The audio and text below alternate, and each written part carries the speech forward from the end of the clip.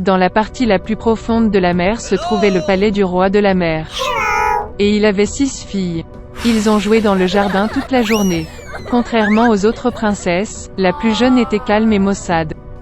Et son nom était la petite sirène. Surtout, elle adorait écouter des histoires sur le monde des gens. Traditionnellement, une sirène ne pouvait remonter à la surface que pour la première fois à son 16e anniversaire. Et maintenant, il est temps de voir la terre et la plus jeune princesse. Elle a fait surface près du navire, chantant et musique venant du pont. C'était la première fois que la princesse voyait le navire. Dans la cabine du navire, la petite sirène remarqua un beau prince. Pendant longtemps, elle ne put le quitter des yeux. Soudain, une violente tempête a éclaté en mer. Le navire du prince a heurté un rocher et s'est brisé en morceaux. Dans l'obscurité totale, la foudre a éclaté et la petite sirène a vu le prince tomber dans la mer. Elle l'a sauvé en le ramenant à terre. Bientôt, le prince a été retrouvé par une fille qui passait. Quand il s'est réveillé, il lui a souri et l'a remercié de l'avoir sauvé. La petite sirène est devenue triste que le prince ne sache même pas son existence. Elle a plongé dans l'eau et a nagé. D'après les histoires de son père sur les gens, la petite sirène savait qu'il considérait la queue de poisson des sirènes comme laide. Par conséquent, pour plaire à une personne, il fallait acquérir 2 jambes. Le lendemain, la petite sirène est allée voir la sorcière des mers. La sorcière accepta de lui faire une potion qui transformerait la queue de poisson en une paire de jambes minces. La démarche de la princesse serait gracieuse, mais chaque pas qu'elle ferait lui apporterait une douleur insupportable. Et si le prince en épousait un autre, la petite sirène se transformerait en écume de mer. En retour, la sorcière a souhaité prendre sa merveilleuse voix de la jeune fille. La princesse était prête à tout pour être proche du prince, et elle accepta. Après avoir navigué vers le palais princier de nuit, la petite sirène a bu une boisson magique. Une vive douleur la traversa et elle s'évanouit. Se réveillant dans l'après-midi, la jeune fille a vu le prince devant elle, et baissant les yeux, a trouvé 2 pattes au lieu d'une queue de poisson. Le prince a essayé de savoir qui elle était et comment elle est arrivée ici, mais la petite sirène ne pouvait pas parler. Malgré sa démarche aérienne et sa belle danse, elle ressentait une douleur terrible dans ses jambes. Le prince s'attacha de plus en plus à la petite sirène, mais la traita toujours comme une petite fille douce. Il ne lui est jamais venu à l'esprit de faire d'elle sa femme. Une fois que le prince a admis que son cœur est occupé par celui qui l'a sauvé il y a longtemps sur le rivage, ils vont se marier. La petite sirène était très bouleversée, mais ne pouvait pas lui dire la vérité. Au moment du mariage, le prince a invité la petite sirène à accompagner les jeunes mariés en voyage de noces. Une luxueuse tente lune de miel est étalée sur le pont du navire. La petite sirène avait une dernière soirée pour être avec celui pour qui elle avait quitté sa maison, donné sa voix merveilleuse et enduré des tourments sans fin chaque jour. Mais il ne les a même pas remarqués. Quand le silence tomba sur le bateau, la petite sirène s'assit sur le pont et attendit les premiers rayons du soleil. Soudain, près du navire, elle remarqua ses sœurs. Ils ont demandé en larmes à la sorcière d'aider à sauver la princesse de la mort. La sorcière leur a donné un couteau tranchant, avec lequel la petite sirène devait percer le cœur du prince. Une goutte de son sang transformerait ses jambes en queue et elle pourrait retourner à la mer. La petite sirène a regardé dans la tente et y a vu un couple amoureux endormi. Elle n'a pas trouvé la force de prendre la vie du prince et a jeté le poignard dans la mer. De chagrin, la petite sirène se jeta à l'eau. Mais la gentillesse de la princesse a fait fondre le cœur de la méchante sorcière. La sorcière a annulé son sort et la petite sirène avait à nouveau une queue de poisson au lieu de jambes humaines. Il était une fois un vieux meunier qui avait 3 fils. Quand le meunier est mort, il a laissé à ses fils un moulin, un âne et un chat. L'aîné a eu le moulin, le milieu a eu l'âne et le plus jeune a dû prendre le chat. Les frères aînés se moquaient de lui, mais le chat a promis qu'il enrichirait son jeune frère s'il lui donnait une paire de bottes et un sac. Le propriétaire a été surpris, mais a répondu à la demande du chat.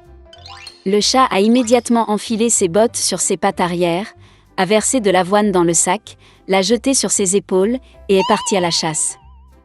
Dans la forêt, il a ouvert le sac, l'a jeté par terre, et s'est caché dans les fourrés. Il n'a pas eu à attendre longtemps. Un lièvre curieux a galopé vers le sac, et y est monté pour se régaler d'avoine. Et le chat n'attendait que ça. Il sauta du fourré, resserra le sac, le souleva sur ses épaules et se rendit au château royal. Le roi de ce pays était un grand amateur de bonne nourriture. Le chat s'inclina profondément devant lui tendit le lièvre et lui dit que c'était un cadeau de son maître, le marquis de Carabas. Le roi fut agréablement surpris par cette surprise. Le chat s'inclina, comme un vrai noble, et prit la route. Le lendemain, il est retourné à la chasse avec le sac. Cette fois, il réussit à attraper 2 grosses perdrix. Le roi était ravi de voir un autre cadeau agréable. Pendant plusieurs semaines consécutives, le chat a continué à porter des perdrix et des lièvres au roi. Mais il n'a rien dit à ce sujet à son propriétaire affamé et émacié. Une fois que le chat a vu une princesse dans le palais, elle était très belle. Le chat s'est rendu compte qu'elle serait une merveilleuse épouse pour son maître. Et donc le roi voulait enfin rencontrer le marquis. Le chat a répondu qu'il pourrait le retrouver demain pour une promenade là où se trouvaient les moulins. Et lui-même courut à toute allure vers le moulin. En voyant le propriétaire, le chat a dit que demain il devra nager dans la rivière, puis sa vie changera. Le lendemain matin, dès qu'il est entré dans l'eau, le chat a attrapé ses vêtements et les a cachés dans les buissons. À ce moment, la voiture royale parut sur la route. Le chat a sauté sur la route et a crié à plein poumon : « Sauve-moi ! Aidez-moi ! Le marquis de Carabas se noie. » En entendant cela, le roi a ordonné de tirer le marquis hors de l'eau. Le fils du meunier a eu très peur lorsque 2 gardes ont commencé à le traîner hors de la rivière, où il se prélassait dans l'eau chaude. Le roi a ordonné de lui apporter sa tenue de soie. Le fils du meunier a d'abord refusé, mais il a tellement aimé les vêtements brodés d'or qu'il a volontiers enfilé la tenue royale. Le roi l'invita à monter dans la voiture, où était assise la belle princesse. Le fils du meunier fut stupéfait, mais sans plus tarder monta dans la voiture. 1 minute plus tard, la voiture roulait à travers les champs et les prairies qui appartenaient aux géants mangeurs d'hommes qui vivaient dans un immense château. Le chat ne perdit pas de temps, et quel était l'esprit se précipita devant la voiture vers le pré, où les moissonneurs travaillaient à la sueur de leur front. Il leur a demandé de dire que ces champs appartiennent au marquis de Carabas, sinon le cannibale maléfique les mangera. Avant que les moissonneurs étonnés ne puissent répondre, la voiture du roi s'arrêta.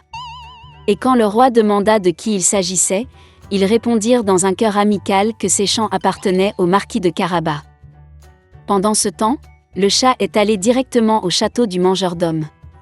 Avec une dextérité féline, il sauta par-dessus le mur de pierre et pénétra dans le château. Le cannibale était assis à une grande table chargée de divers plats. Voyant le chat botter, il fut très surpris d'une telle impudence.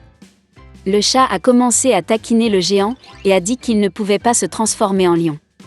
Avant que le chat n'ait eu le temps de prononcer ces mots, le cannibale s'est transformé en un énorme lion avec une crinière hirsute. L'âme du chat est entrée dans ses bottes par peur, mais il l'a surmontée et a dit que le cannibale ne pourrait jamais se transformer en souris. Le terrible lion a disparu et une petite souris est apparue à sa place. Et c'était tout ce dont le chat avait besoin. En un clin d'œil, il a rattrapé la souris, l'a attrapée et l'a mangée. À ce moment précis, la calèche royale pénétra dans la cour du château.